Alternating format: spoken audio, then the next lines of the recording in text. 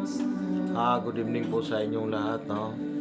Mga kababayan, binabati ko yung mga magagamot at lahat ng mga kaparian at lahat ng mga Kristiyano at mga gumaganap sa spiritual na gawain, no? Kumusta po yung mga Pasko ninyo? Narito po tayo sa prediction po natin, no? Mga kababayan, maging handa lang po tayo itong bago magtapos ang December na to, magpasok ng bagong taon.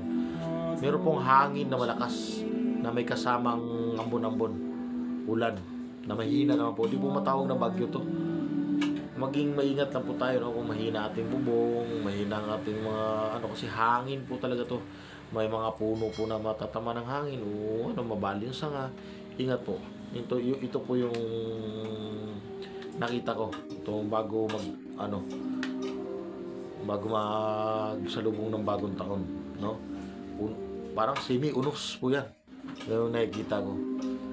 Ngayon, yung mga sasalubong ng bagong taon, maging handa lang din po kayo. Ihanda ninyo yung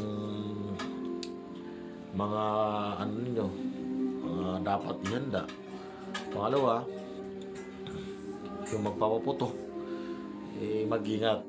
Kasi mahirap po pagpasok ng taon 2025, may mga sugat, may mga nararamdaman, lalo na sa nagpapaputok ng baril. Huwag po tayo magpaputok ng baril sa bagong taon. Nakikiusap ako. Ang kailangan po natin, kung gusto po natin magpaputok, doon po sa firing range. Sawa po kayo ron. Ayun, mura pa ang bala. I-reload nga lang.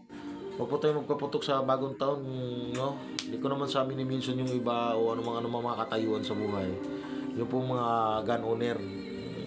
May firing range po, doon po tayo. Excuse me, maging sharpshooter pa kayo ron. Huwag po kasi pag nagpaputok tayo sa taas, pagbagsak, pwede tayo makatama ng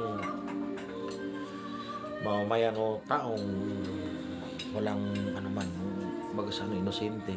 Yun po, no? Maging handa lang po tayo to sa sa yung hangin na to. Kasi malamig, lalo sa mga nagkakaedad, no? Medyo humihina ng katawan, ng ubos-ipon. So ito po, bago tapos o salubong ng bagong taon, hangin po yan na dala ng panahon, no? God bless po sa inyo lahat at lahat ng mga followers po. Maraming salamat at God bless you and Happy New Year sa inyo.